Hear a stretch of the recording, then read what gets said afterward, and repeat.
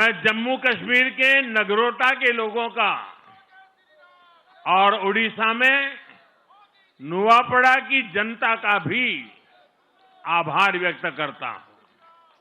उन्होंने उपचुनावों में भाजपा की जीत पक्की की है। साथियों, आज सिर्फ एनडीए की विजय ही नहीं हुई है, ये लोकतंत्र की भी विजय है। भारत के लोकतंत्र पर भरोसा करने वालों की भी विजय है। इस चुनाव ने भारत के चुनाव आयोग पर जनता के विश्वास को और मजबूत किया है।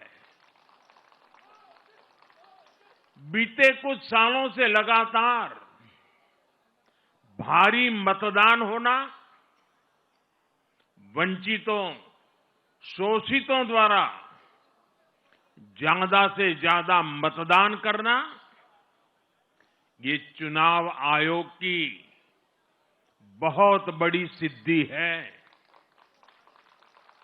साथियों, ये वही बिहार है जो पहले माओवादी आतंक वहां पर हावी था, जहां पर नक्सल प्रभावित इलाकों में 3 बजे वोटिंग खत्म हो जाती थी। ये बहुत कम लोगों को पता होगा। बाकी स्थान पर पूरा समय मतदान होता था, लेकिन उस क्षेत्र में 3 बजे के बाद मतदान कराना भी मुश्किल होता था। लेकिन इस बार के चुनाव में बिहार में बिना किसी डर के लोगों ने उत्साह और उमंग के साथ एक उत्सव की तरह वोट दिया है। बिहार में जब जंगल राज था, तब क्या क्या होता था, ये भी आप जानते हैं। सरेआम मतदान केंद्रों पर हिंसा होती थी, मतपेटियां लूटी जाती थी। आज वही बिहार रिकॉर्ड मतदान कर रहा है। शांतिपूर्ण मतदान कर रहा है। हर किसी का मत दर्ज हुआ, हर किसी ने अपनी पसंद से मत दिया है।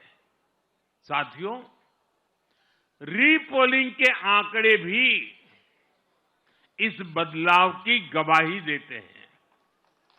पहले बिहार में कोई चुनाव ऐसा नहीं रहता था जहां रीपोल नहीं होता था। जैसे 2005 से पहले सैकड़ों जगह पर रीपोलिंग हुई थी। 1995 में 1,500 से ज्यादा पोलिंग बूथों पर रीपोलिंग हुई थी। साल 2000 के चुनाव में भी करीब 1,500 जगहों पर फिर से चुनाव करना पड़ा था। लेकिन जैसे ही जंगल राज गया, वैसे वैसे स्थितियां ठीक होती गई और इस बार 2 चरण के इस चुनाव में कहीं पर भी रीपोल करने की नौबत नहीं आई।